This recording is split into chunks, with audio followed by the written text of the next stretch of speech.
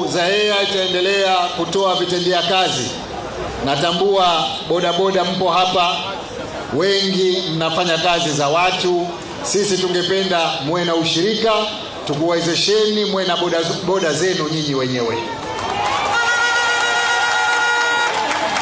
Tunatambua kama alivyosema naibu katibu mkuu, kuna changamoto kadhaa ambazo amezitaja, sina haja ya kuzirejea.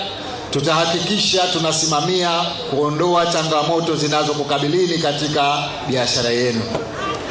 Kwa hivyo, ndugu zangu, tuko hapa leo kwa madhumuni ya kuzungumza nanyi, kuwaeleza kwamba serikali hii ya awamu ya 8 katika kipindi cha pili cha utawala tutafanya mengi zaidi kuliko tuliyoyafanya awamu hii inayokamilika. Nyinyi ni mashahidi. Sisi tukiahidi tunatekeleza. Tuliahidi mambo mengi, tumeyatekeleza, tena mambo makubwa. Tuliahidi huduma za afya, tumejenga mahospitali kila upande. Tumeahidi huduma za elimu, tumejenga skuli za ghorofa kila upande katika nchi yetu Unguja na Pemba. Tuliahidi mabarabara, kama mnavyoona lami imetanda kila pahali.